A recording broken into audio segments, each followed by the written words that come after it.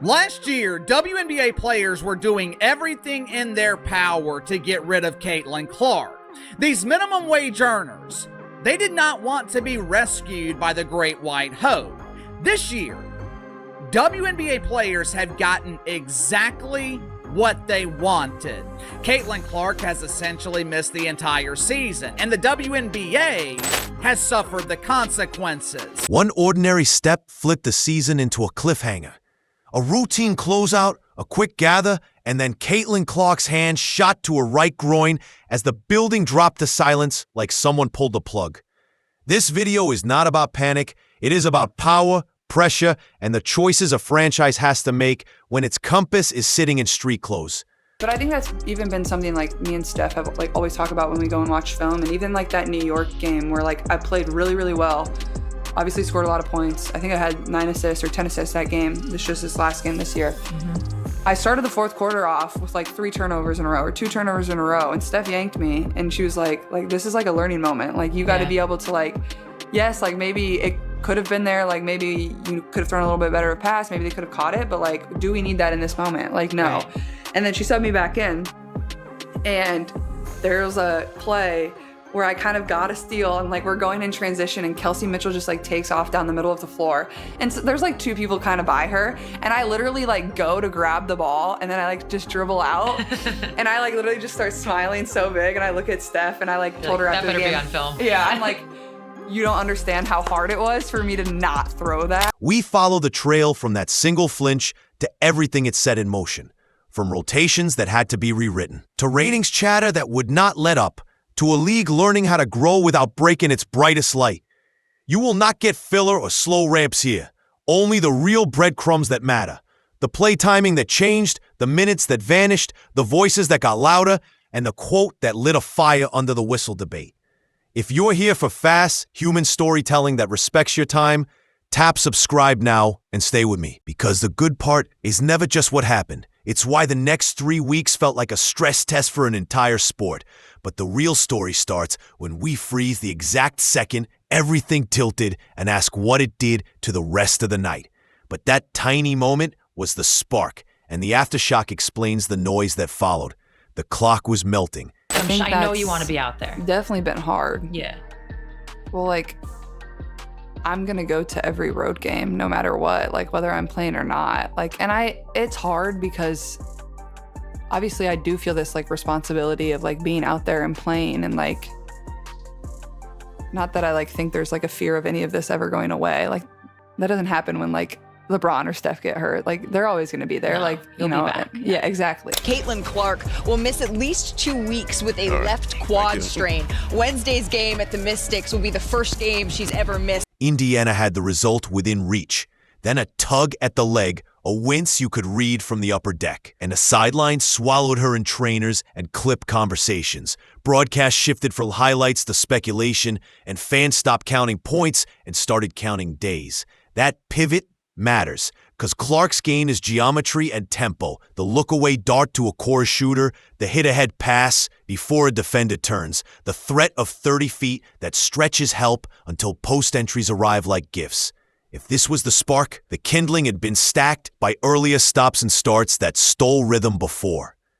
Great game due to a left groin injury. Clark missed. Well, unfortunately, Caitlin Clark will miss her second last night's game against the Los Angeles Sparks in Cambridge Fieldhouse for the same issue. There's no official work day today. This will be the 7th game Clark has been sidelined for this season. Word on the severity of the injury, but the team said that they would be taking it. July ever arrived? Fans want a circle on a calendar. Teams live in ranges. Between those two truths, rumors breed. After mid-July, updates sounded like a compass, not a countdown.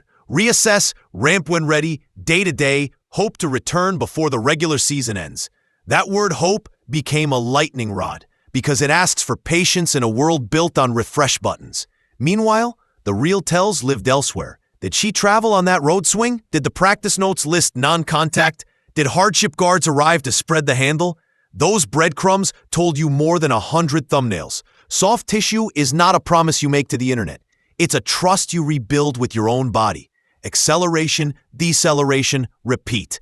Until those boxes stack cleanly, the smartest answer sounds boring. Protect tomorrow, even if today is screaming. If you want a timeline that sticks, you earn it in quiet sessions long before a camera ever sees you jog. New this morning, ESPN is reporting game in the final minute, holding back tears after grabbing at her leg. She just returned back to WNBA. Caitlin Clark has injured her groin for the second time this season. Clark left last night's NBA action after missing 9 games for 2 other leg injuries. Despite the apparent injury, Clark racked up 14 points and made 4 of 14 shots. Those quiet sessions were necessary because this season had already become chapters written between pauses. Started preseason with a left quad strain, slide to late May when 5 early games disappear, rhythm traded for caution. Then a left groin flare steals another stretch, including the cup window that should have been a showcase.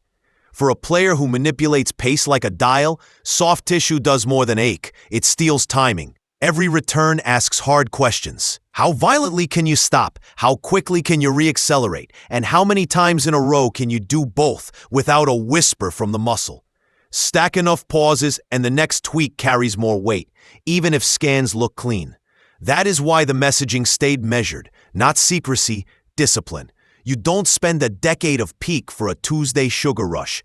Coaches rewrote sets, teammates shifted roles. When rhythm breaks, schematics carry the load. And that handed the chalk to the head coach.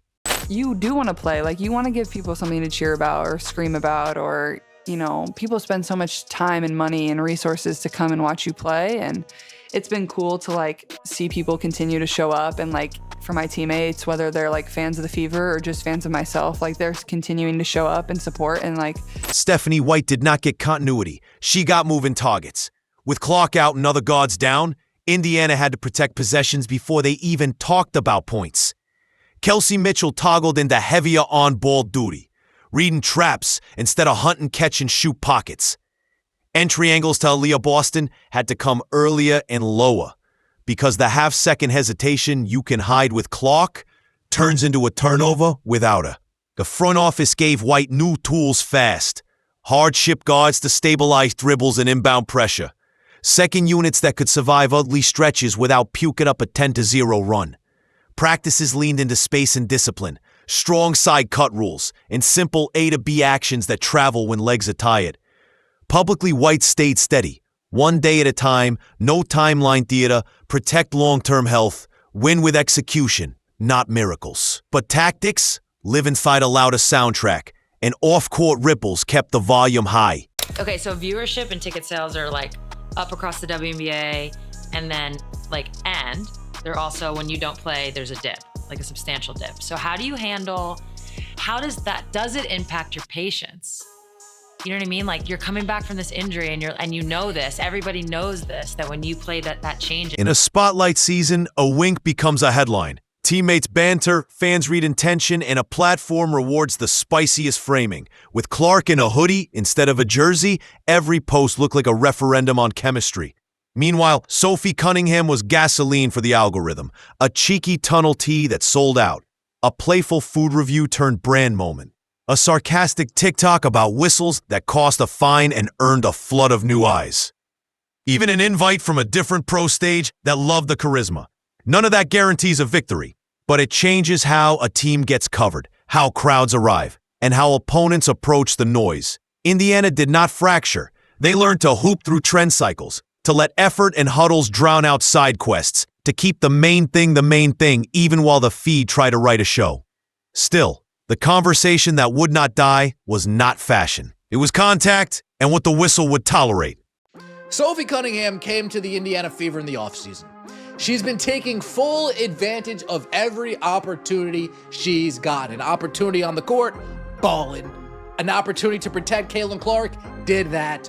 Off the court, endorsement deals. Off the court, advertisers are falling in love with her. We got Colin Cowherd saying, "Hey, Sophie, you want your own podcast?" Sophie Cunningham says, "Sure, I'll take my own podcast." And what has Sophie Cunningham been doing? Last year's hard foul discourse never actually left. It trained casual eyes to treat every bump with Clark as a referendum on respect and protection. In 2025, the scouting report looked practical. Pressure 94 feet, trap early, hit legs with legal bumps, crowd to gather, and make the vision read bodies instead of gaps. Strategy, not a grand plot. Blend that with a soft tissue arc, and people connect dots that do not always belong together. Conspiracy talk is louder than rehab talk. The honest truth is simple. At full burst, she punishes pressure with lasers and stepbacks, and the narrative corrects itself. Until that burst is back, every collision becomes content for 1,000 angles. The only way to end that loop is with clean weeks of ramp, and then the game turns the volume down on its own. Then, a single interview line poured jet fuel on an already hot debate. Now everybody knows who Sophie Cunningham is. Everybody wants a piece of Sophie Cunningham. Her jersey is the #1 selling jersey in the WNBA. Sold out. Now, why is that significant? I'll tell you. Because her jersey surpassed the all-time woman, Caitlin Clark. The most popular woman ever in the WNBA, Caitlin Clark, got her jersey surpassed by Sophie Cunningham. Sue Bird asked about coaching from the sideline. Clark smiled and said she would make a really good ref. She would not miss a call. Light words, heavy echo. In a season humming about consistency, the quip landed like a thesis. Days later, Stephanie White put structure under the feeling. Boston gets mauled without whistles. Mitchell is held off the ball every other possession. Call it tight or call it loose, but call it both ways. Players nodded in private. Fans clipped and reposted, and the conversation shifted from vague frustration to a demand for symmetry. This was not about asking for a star whistle. It was about a fair map, so both teams know the rules. When a coach plants that flag in public, the locker room breathes easier. The message is unified, and accountability has a name. Talk sets the table, but gravity serves the meal. And Clark's gravity changes math before the ball even crosses half. Is what is happening, and maybe Arby's is going to snap back to relevance now. Here she is in the new shirt that we saw her in this weekend. Hot girls eat Arby's. And apparently sizes small and large have already sold out on the Arby's web. This is a big day for Arby's. But anyway, she is now on the Arby's payroll. So we're going to food review Arby's. Okay, we have curly fries. Didn't fill it to the top, but that's okay. A couple sliders. Oh my God, how much did I order? Honestly, not looking so bad. Okay, this is it. A little.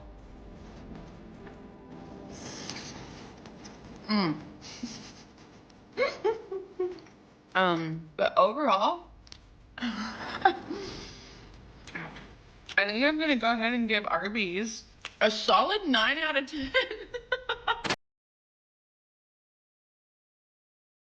With Clark on the floor, defenders pick up 2 steps higher, help tags creep earlier, stunters hesitate, and corner shooters exhale.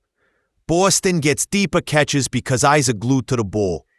Mitchell's first step wins because closeouts are a beat late, and role players cash clean looks that do not exist without that pull. Remove the gravity and everything becomes honest, more scoutable, more muddy.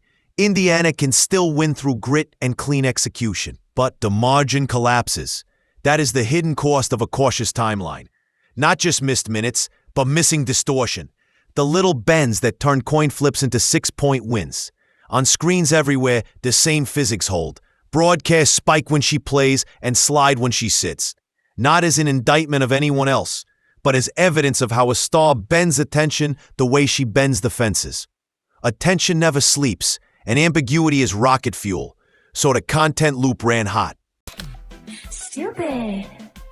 Or is it slow? Maybe it's useless. Why? Because Sophie Cunningham stood up for Caitlin Clark. She did all of these Instagrams. She did all of this stuff. And next thing you know, it all didn't matter. It didn't matter. I mean, I'm looking at her Instagram now. She's on the beach half naked. Didn't matter. You know what's now matters? That she had her moment. 591,000 followers on Instagram. That's right. Now people are recognizing, like our Clay Travis. Man, she's hot as hell. People are now saying, wait a second, give me more. Here, she takes her clothes off again. She did all that and got a lot of views. I mean, she was very popular. One day, the feed screams back any minute. The next, it whispers, shut it down. And neither claim owns the truth. Injury ambiguity prints money for fast takes. The antidote is boring and bulletproof. Listen to the team, watch the transactions, map the travel.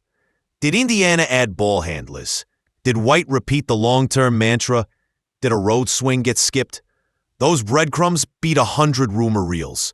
The plan stayed stubborn, keep the door open, refuse to stamp a date to please a chyron. Ramp only when practice habits stop looking like checklists and start looking like rhythm. The outside is that restraint reads like mystery. Inside the huddle, it reads like leadership. Protect the decade, not the weekend. Even if the weekend would be a ratings hit. Behind the loop, one family text reset the entire approach with a single line. But the owners of WOW, Women of Wrestling, have offered Sophie Cunningham a position. After this just came out over the last couple of days, but it stems back from the incident we were talking about with the Connecticut Sun. Indiana Fever forward Sophie Cunningham drew notoriety when she defended her superstar teammate Caitlin Clark with a flagrant foul and subsequent skirmish against the Connecticut Sun in June. This prompted Women of Wrestling founder and co-owner David McLean speaking at the panel at the San Diego Comic-Con on Friday to posit that Cunningham would be a fit for wrestling. It comes after Cunningham issued a savage response to a WNBA fan on a TikTok video. After the latest setback, Clark shared a message from her mom. You have given so much time to everyone else. Take time yourself now. Simple sentence, huge shift. It reframed the comeback from patching a moment to protecting a future, from running toward expectations to walking toward longevity. It answered Sue Bird's blunt question about patience when everyone knows the metrics jump when she plays. You can honor the people who bought tickets and still refuse to gamble with your prime. The last months demanded more than rehab. They demanded boundaries, a voice that could tune out a million opinions, and perspective that trades quick applause for long windows. That does not appear on highlight reels, but it wins seasons you have not seen yet. While hearts steadied, the front office kept doing math that does not care about noise. Against the Wings was a bad one, a bad loss. Pissed to Stephanie White, I'm pissed at the referees. It was just a bad loss. It was a bad loss. However, today we're going to be talking about two of the really weird calls the referees made at the end of the game. Today, it's bad enough when you have the referees being so incompetent, so inconsistent, clearly calling things one way for a certain player and calling it another way for another player. Paige Beckers can land on somebody's foot, flagrant foul, 3 free throws and the ball back. Kelsey Mitchell can land on somebody's foot, just a common foul. Here, go take your free throws, and Dallas Wings will take the ball the other way. Executives model scenarios, not wishes. If she returns by a certain date, how many practices first? What minute ceiling protects against restraint? Which actions reduce violent stops? Which guard additions keep the offense coherent until the handoff? Indiana's moves and the coach's tone matched perfectly. Keep options open, avoid promises, and never buy a tiny sugar high at the cost of a long prime. From the outside, that looks like hedging. From the inside, it is discipline. The clean signal will not be a viral clip. It'll be the day practices stop feeling like auditions and start feeling like muscle memory again. When cuts sink, when legs pop, when the trainer stops staring at every decel. That is when the ramp makes sense, and that is when the story writes itself in wins, not words. And the minute that ramp begins, scouting reports across the league snap back to red alert. And, of course, the other night, we were sitting back watching the Dallas Wings game, and yes, no doubt, it was once again one of the worst officiated games you will ever see in your entire life. Should the Fever have lost to the Wings under any circumstance? No, not at home. And should the Fever ever in life had a 19-0 run put on them at home? never in life. But that does not take away from the fact that I believe we have finally found a player in the league that's got a more special whistle than Asia Wilson. Plug Clark into a tight race and matchups reshuffle overnight. Help cheats less, Boston eats deeper, Mitchell cuts freer, and weak side shooters wake up because 2 sets of eyes are anchored 30 feet from the rim. Even on a minutes cap, the psychological jolt is real.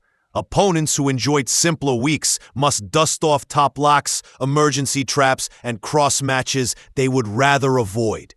Broadcast trucks circle dates, arenas hum, and the league gets the twist every season secretly wants. A late return that forces everyone to recalibrate. The smart version of that twist is measured. Loud on the scoreboard, quiet on the soft tissue. A ramp that steals a few critical wins now without spending the future. You do not need miracles. You need your distortion field back, 10 clean possessions at a time. Which leaves one final note, the only line bigger than any headline you have seen all month. After the game, White admitted, "I probably should have used it at the 3-second mark." Did you consider a timeout earlier on that last trip? Did you like your last shot? What all went into that last? No, I mean, I wanted us to. We knew it was going to be a low clock when we got it out, and we had been really good in transition. So and we were in the penalty. So I wanted us to outlet and attack in transition. When it got to the point where we didn't attack and we just started dribbling sideways, I probably should have used it at the 3-second mark instead of a little bit later. I thought Kels might have had a baseline drive. That she ended up coming back to the middle, and so I didn't like that. But I did want us to push in transition with a low clock and limited opportunity. Here is where we land. Indiana can hope for a late season return, but they will not trade tomorrow for a headline tonight. The earlier detours explain the caution. The whiteboard work shows the plan. The teammates rode to storms without fracturing. And the wider conversation did what it always does. Spike and sag on its own rhythm. What lasts is health and growth. A team finally allowed to play at the pace its point guard prefers. And a league learning how to protect its stars while it scales. If this breakdown hit the right notes, subscribe now. Drop your first play call for her return in the comments. And tell me which duo you want next on the whiteboard. Because one step back and one no-look dime can still flip an entire bracket in a single night when the light finally turns green. And if that light turns green sooner than anyone expects, you will want to have been here first.